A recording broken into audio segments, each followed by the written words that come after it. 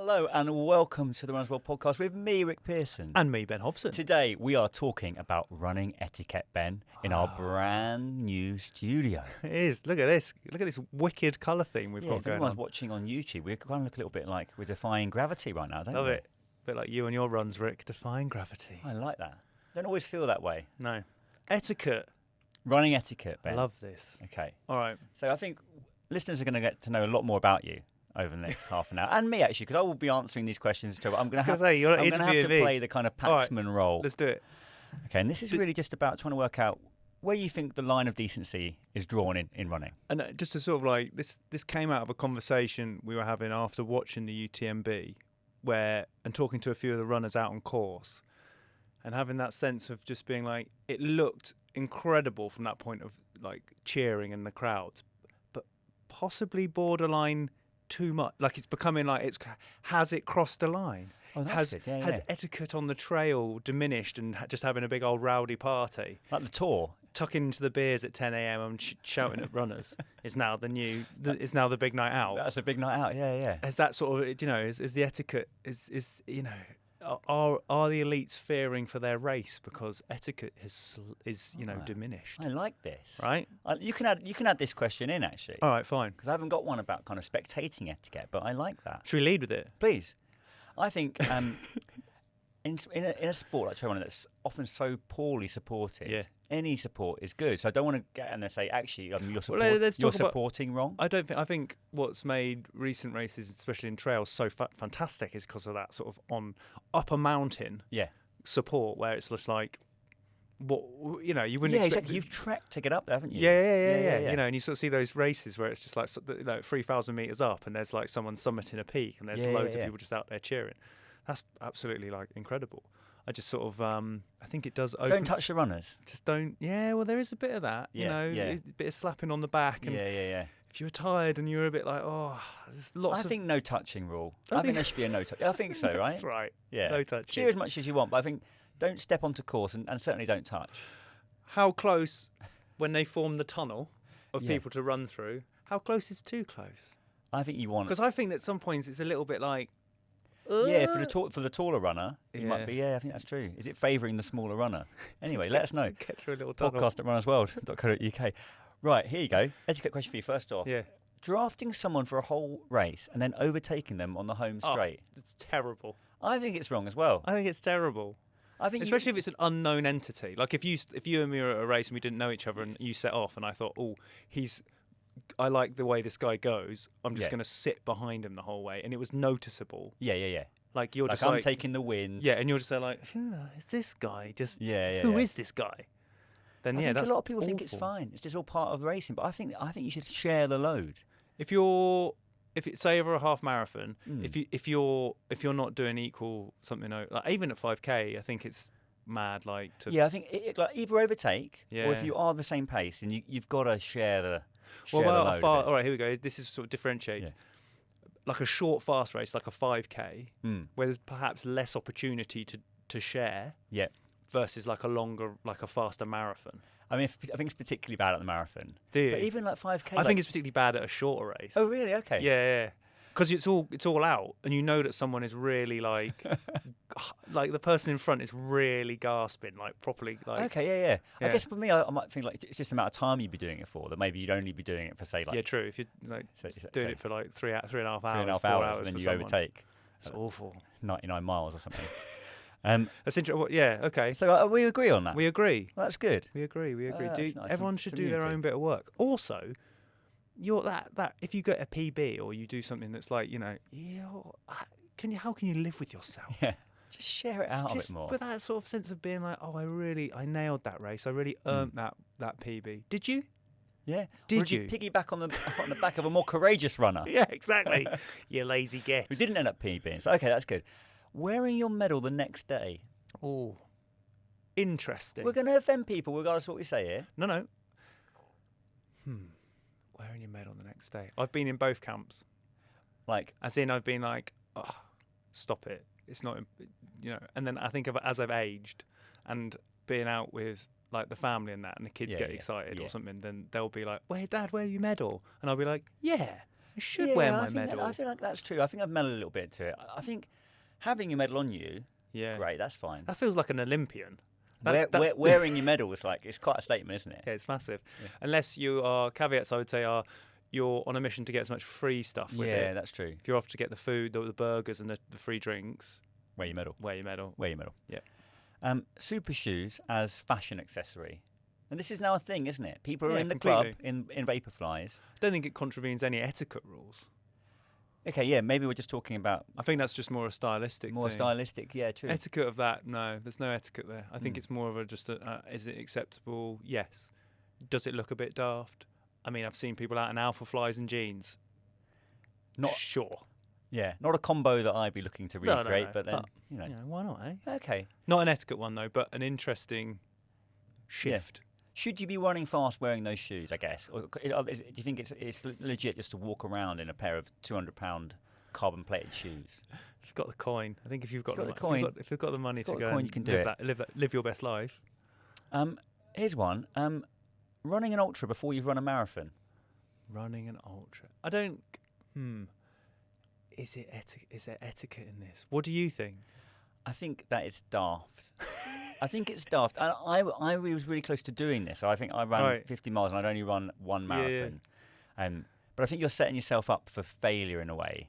Whereas actually I feel like going through the distance and respecting the distance as you go is probably the smarter money. There's a huge learning curve with the distances. Yeah. I think so. And I think that you can launch into an ultra. Absolutely. And people have done it and like been very, very successful. But I think that rushing the process of learning and loving running. Yeah. It's a waste. You're wasting opportunities. You're really like you're removing a actually quite like a fun part of it. Yeah, exactly. Yeah. So I think in terms of etiquette, well, yeah, I think it's just I think that doing it that way can affect behaviour at a race. Okay, maybe more reliability potentially. Yeah, a bit more reliability, especially if there's one like you're in a race that requires a bit of craft. Yeah. You know, you've decided to do like Snowdonia or something like, and you're doing Snowdonia 100, which is actually really hard. Yeah. And you have to scramble and like do all bits like that, and you're like, I've just signed up to do this for fun, and then you're there on the cliff like, help! I don't know what's going on. You know. Yeah, that's true. And I think for that reason, some of those races do require some kind of CV, right? Yeah. So you have to be like, oh, you have done a marathon. I'm all for people like challenging themselves and entering the unknown and like, ooh, comfort. We're all about that. Yeah, the comfort zone. What's that? But you know, I do also think that there is like an education through learning from different races. Yeah. Which is kind of crucial to stepping up to these different. Yeah, things. I agree. Nice. And I think we talked about this as etiquette, but let's look at this more as kind of good idea, bad idea. Because I don't want us to get just too stuck on etiquette. Yeah. Okay. Wearing arm sleeves. Oh, okay. Seems to work for the elites. Is it a branding thing though? I'm never sure if they're wearing it and obviously they're extremely lean, aren't they? Yeah, it's true. Cold. What is it? Thermoregulation. Yeah, I don't actually think it's helping. Okay, this is a good one. So it does definitely help in terms of like the science behind air, like wind resistance and things like that. So there is some studies that suggest that covering the arms is an aerodynamic advantage of X, Y, and Z, especially if you start putting little fins on it to break the air and stuff. Okay. But we're talking about paces, like... We're talking about distance pace, aren't we? We're talking about like people who run sub 2 hours, you know, that's when the sort of engineering behind it is important. Yeah. I don't know, really. I'm actually more like, so I've doing cold races in a vest. I've actually got, I often go for a vest with gloves. I totally agree. Rather than an arm sleeve. Yeah. I think that's never been, that's the combo. Completely. If you've got the arms aren't that cold, you're hot enough that the vest is enough. Yeah. But just the gloves add that element rather than. I think this is an interesting discussion itself. When it gets cold, right? When it gets cold. Yeah. So I'd always go like t-shirt, and then it'd be gloves would be next. Then it would actually be hat. So I could be like in hat, gloves, and t-shirt. Before I'm putting on like a long sleeve. Can see this. And arm sleeves are way. I mean, well, they're never going on. You wouldn't. Yeah. All right. The etiquette of an arm sleeve. I think it's quite a statement, especially if some people just wear one. Yeah. I've seen that as well. That's like a basketball, like a knock on from like LeBron slamming. He needs his arm sleeve to protect it. I don't know. Anyway, I'm not a huge wearer of the arms. I'm not I've got some. Person. Oh, you have? Mm-hmm. Yeah. I've got some. I haven't worn them yet for a race, but You're on the fence. You're on the fence. On the fence. I'm out. These are more style questions. These are style questions. Cool. Running tattoos. Oh, what's the etiquette behind a running tattoo? I think most tattoos at some point are a bad idea. I think you should almost have to do a henna before you do a tattoo for like a 6-month period. You'd be like, do you still like it? I think that anything, but then I think on the flip of that, a lot of people, you're being too conscientious of what you think. Being like all those decisions are coming from not wanting someone else to think ill of you, or like showing something off because you think it's like. But if you just have got to the point where you give zero, like you just don't care, and you want to get the Cabbage Patch 10 on your calf, which I'm sure you will do after you've done the race. So. Yeah, I hope so. And why not? Just a massive cabbage. It's your body, just crack on. No, you're actually right. I feel like not in position to tell people what they should do with their bodies and when it comes to tattoos. But one thing I would say is don't get the time. Because I've seen this before where someone's got a time and they've been really happy if they've got the time, and then they got quicker, so they had to rub the time off. Scrub it off. And I think that starts to become, I think you're entering a sort of. Well, it depends. If you like, back to the original one of like, you've just signed up for your first race and you've done your first race ever, and you've got that as your time on your leg. If you get into running at this point, you're going to run out of leg, aren't quite you? quickly because your time will naturally progress. You have to move the other leg. There's sort of stuff. It's just times, loads of times, just loads crossed of times, out. Yeah. So there you go. Right. Here's a good one. Your shoelace comes loose a mile from the finish line. Okay. Yeah. And let's say you're doing a 10k, or we can say a kilometre from the finish line. Yeah. What do? Do you leave it? Live on the edge. Do you stop and tie it properly? Yeah. Or do you cram the laces into your shoe as quickly as you can? Oh, I like this. I like how we've just deviated into sort of like a pop quiz, haven't we? Yeah, it's going to be like pop quiz now, yeah. I love it. No, my instinct is to stop and tie it straight away. Properly? Yeah. Right, okay. Double knot. You might lose 20 seconds. Doesn't matter. I think that the discomfort, your tension that you'll have from that annoying shoelace will throw you off your natural stride. Yeah. Your body will hold... But to the tune of 20 seconds? Yeah, your body will hold tension in a strange way. You're going to run different. It's going to feel awful, and I don't think you'll make it anyway. Whereas I think if you reset, do the lace up properly. You're only a mile out here. I think you'll be fine. I'm leaving it. Yeah, I'm living on the edge. You're wild. That's crazy. Maybe end with just one shoe. That's what it takes. That's the difference between you and me, Rick. That's the winning mentality. I'm just all about comfort. Here's just a kind of would you rather question. Okay. But I think it's something that lots of people think about when it comes to marathon running, perhaps. Would you rather train through the summer for an autumn race? Yeah. As people may be doing around now. Yeah. Or through the winter for a spring race, and discuss the merits of each. Okay, discuss the merits of each. This is good. Training through the summer for an autumn one, you have the benefit of the weather and also some hot weather work. Yes, which true. I think is quite good because you won't be surprised on the day. The one with the winter through to the summer. Like I ran London. You ran London that year that it was the hot one. Yeah, and that was 25 degrees. Yeah, it was wild. Yeah. That was such a shock, and like everyone was like, "Whoa, this is." That's the biggest brutal. disadvantage of training through winter, I think. Yeah. Whereas the summer one, the other way, you can't really. It's not going to get so cold that you're suddenly just like, oh, I've misjudged this so much, and I'm so acclimatized to this balmy British summer. It wasn't warm enough. No one says it, was it? No, it was too nippy for me to run well. I mean, it's like 14. You didn't even have the arm sleeves on. Yeah, I'm used to 28 degrees, and that's it. So I think the advantages, though.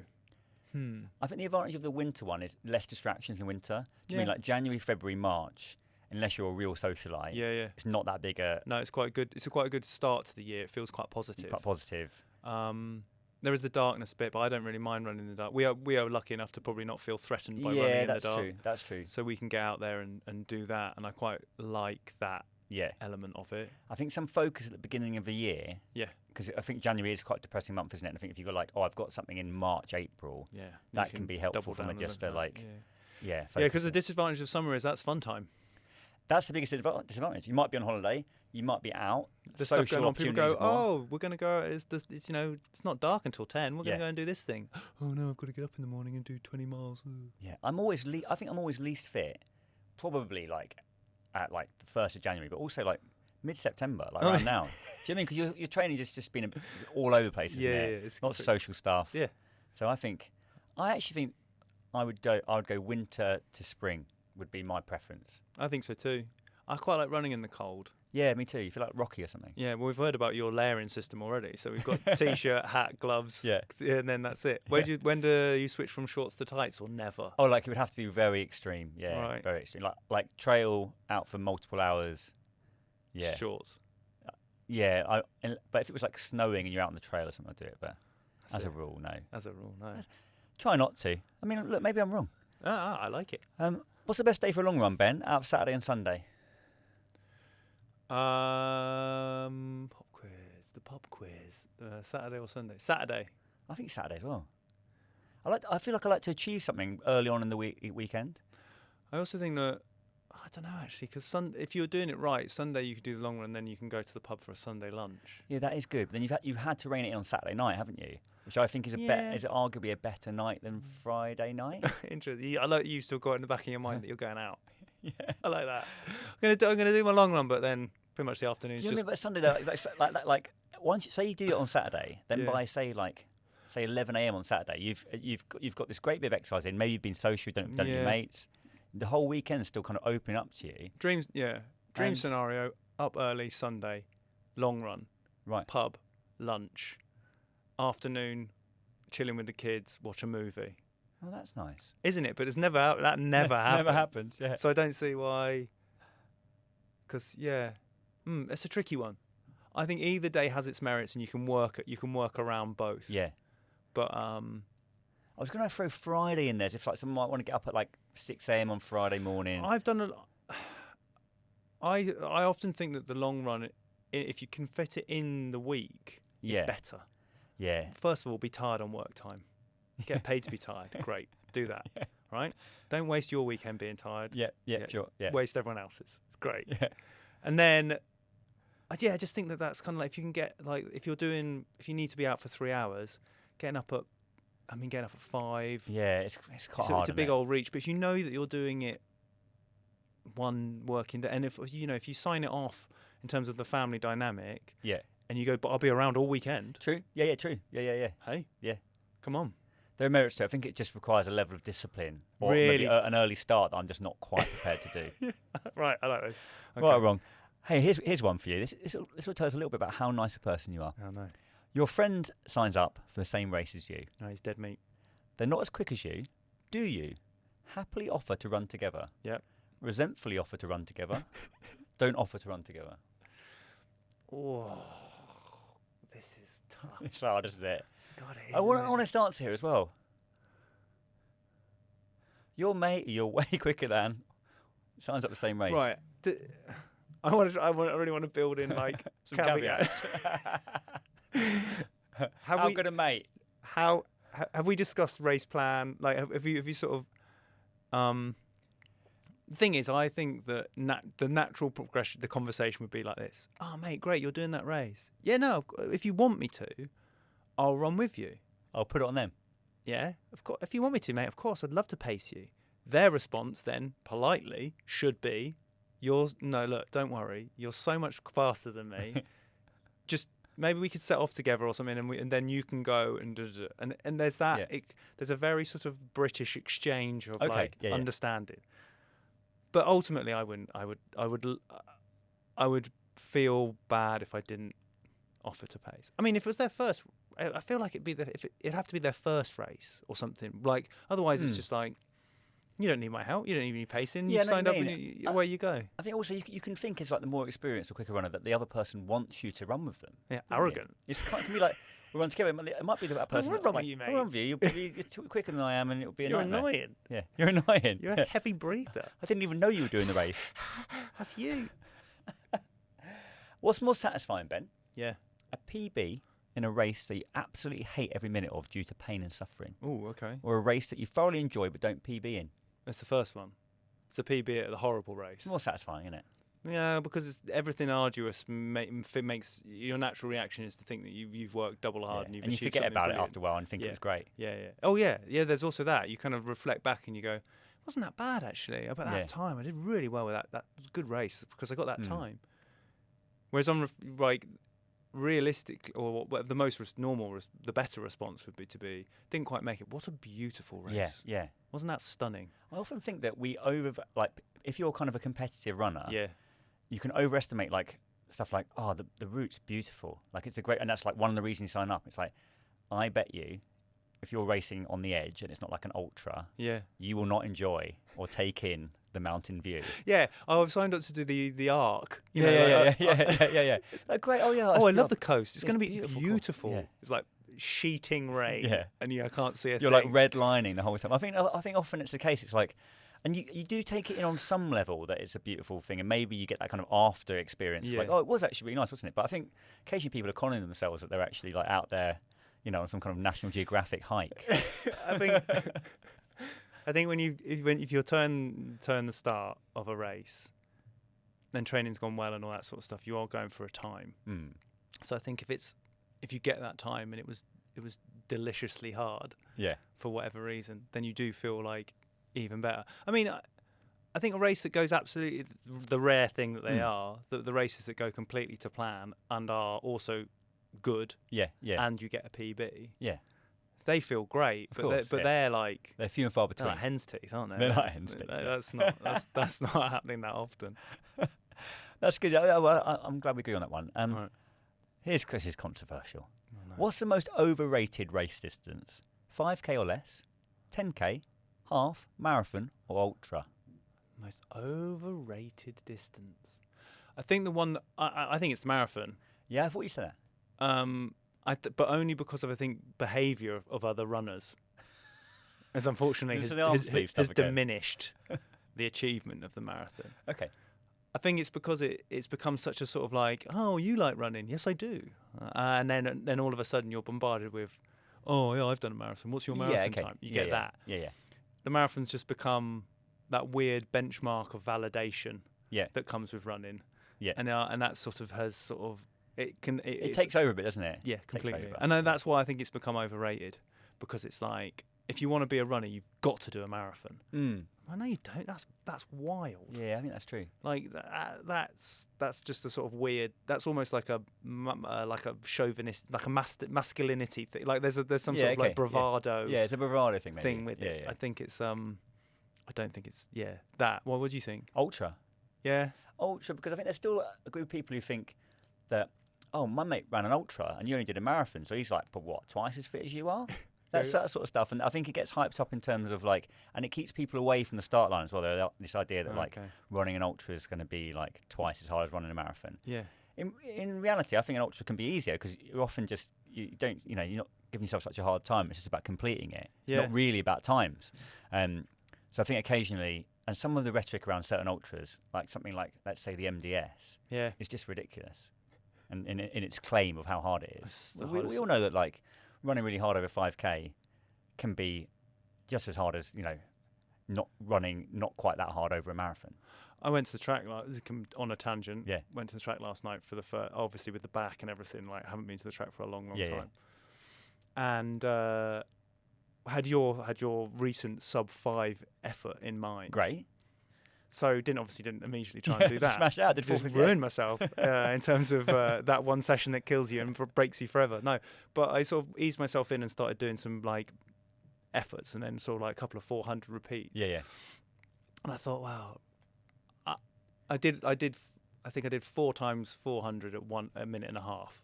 Okay, yeah. Right, so I was just like, I'm going to see what that feels like, and I was like, it's really interesting when you haven't been on the track for a long time and you haven't got that very obvious loop to do and all the timing of it. And I was just like, I got to the end of the 4th one and I was like, Rick did 150, like it did 75 seconds for each of these and a little less to get around. I was like, blah, that is impressive. Yeah, thanks, mate. I know what you mean. Because you were doing 6-minute miling basically, which is like pace speed, isn't it? Yeah, for sure. It catches up on you. Yeah. And I think there's kind of nowhere to hide, is there? On that, it's like you either. I mean, my top end fitness is vanished. Yeah, it's a myth. But you get it back though. But it was nice to have that feeling again of just like everything's buzzing and. Yeah. It's invigorating, isn't it? Yeah. It's very invigorating, that sort of stuff. Here you go, a little etiquette question. Yeah. On the track, you're doing some sessions and stuff like that. You're doing maybe you're running the bends, or you're yeah. you're doing like 400 repeats or something Yeah, like that, and you're in lane 1 for your efforts. Yes. And the track's not very busy. Now, do you leave lane 1 the moment your effort's finished? Yeah. Or do you stay in lane 1 but just keep checking? Oh, I reckon I'd probably just leave lane 1, but I think it's probably okay if you're very sure no one's there. Yeah. I just think sometimes it's like it's quite hard to know exactly who's starting or whatever, or who may not be starting because you're jogging around lane 1. So I think try and get out lane 1. I think so. Yeah. There's some people who are just sort of hogging it. Some people need to work on that. Yeah. It's relative. Like as etiquette goes, it's not like kind of where your cutlery is or which knife. It's quite easy, isn't it? Like when you're running really hard, you're going lane 1, and if you're not, just don't be in lane 1. Please move. Yeah.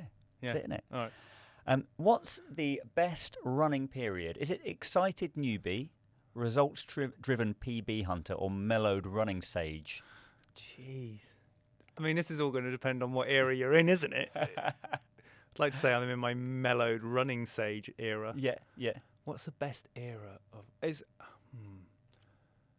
I don't think I didn't have or what I envisioned, what people maybe get now as the new beginner. Okay. I don't think I really had that. In what sense? In the sense of like, started running just like at home. Okay. Like just like, got up and went running sometimes with the dog out in the field or whatever it was. Yeah. And I guess didn't consider that to be anything apart from just like another activity that I was doing alongside riding my mountain bike or whatever it was. Yeah. So I didn't think there was any there wasn't that bit. I didn't really sign up for races that quickly. Yeah. So I think that's always that calibration mark of being like, I'm new to running. I'm going to do a race. Oh wow, this has gone really well. This is great. I'm hooked. Yeah. There wasn't really much of that. It was more just like a thing that happened. Did you fast forward straight to mellowed running sage? Is that what you're saying? I kind of think so because I wasn't much of it. Wasn't really because then the running I was doing then was mellow. Like I was just the purpose of it was just literally like, this is nice. Yeah. And then the sort of PB chasing thing. Actually, I did have a bit of that. I did have a period of that. Yeah. But racing was never really been my top priority. Top priority with it. I think mellow running. I think you are a mellowed running sage. Okay, I'm not sure about the sage bit. Just mellow. Just a mellowed runner. Yeah. I think it's excited newbie. Do you? Yeah, but I think our experience is different. I think so too. I think you've also spent quite a large period of yours in the PB chasing. Yeah, true. I think that's probably been a defining era. So why not that then? Because I think that nothing. You hated it.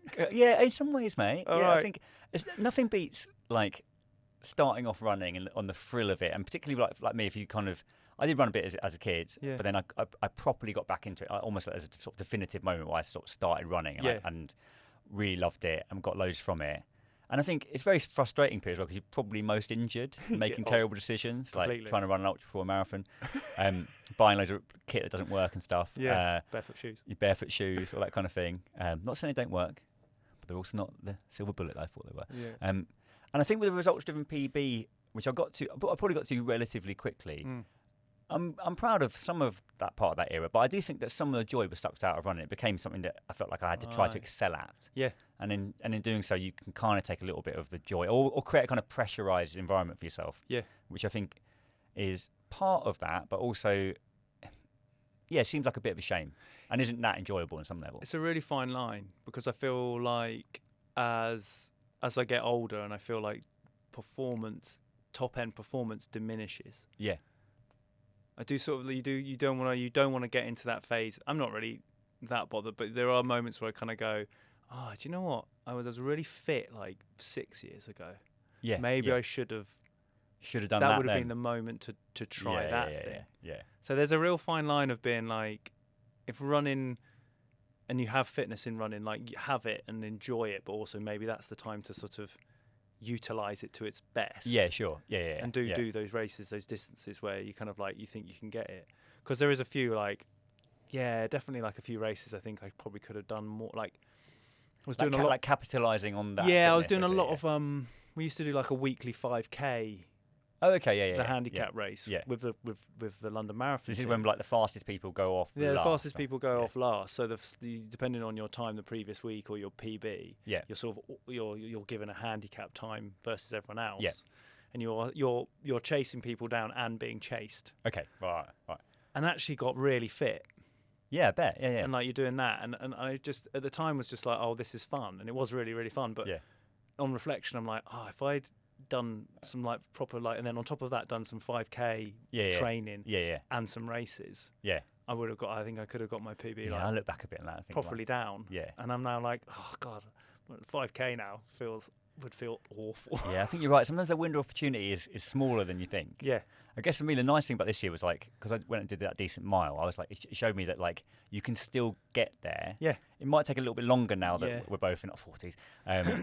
But all those like PBs could 100% be, all your PBs could be in front of you. I've got mates if who've you've got got most of their PBs in their 40s. Because wisdom. And great age. Mellowed running stage and PB hunter in one. The fusion of worlds that we're looking for. Yeah, exactly. Yeah. All right, good. Exactly. Hey, look, that brings us to the end of this wonderful etiquette and quiz. And I'd say etiquette/quiz. Yeah. Thank you for opening up. Thank you for the kind of runner and person that you are, Ben. And I think you've impressed me. So well, you've impressed me, and I think I'm glad that we agree on most of these things. I think we'd like to know what our listeners and watchers would make of all this. So they can let us know at podcast@runnersworld.co.uk. Let us know your etiquette answers. I think the etiquette one we could revisit. So if anyone's got any extra like that'd be good. Yeah, etiquette based things, because we don't get into like narrow path running. True. Like there's lots of etiquette around that, like shared routes with pedestrians. People who like don't consider that, if they're running, then you're the priority. That sort of stuff. Yeah. No. So we can get into that one, I think. That's true. Yeah, we can revisit. Yeah. Well, thank you very much for listening, everyone. If you're not a member of the Runners World Club, then you should sign up. Absolutely. Get a magazine, obviously. That's what we do. That's one of the best things that we do. Yeah. But one of the other best things we do is tailored training plans to suit any distance goal or time or anything. Fantastic. So and you can sync them all up with your Garmin and everything. We've got all this tech in place with Final Search. It's great stuff. You can start actually buying individual plans too. So if any of that interests you, Google Runners World Club, head over to the main page, sign up for a gold membership, and treat yourself. Thank you for listening/watching. You'll hear from us next week.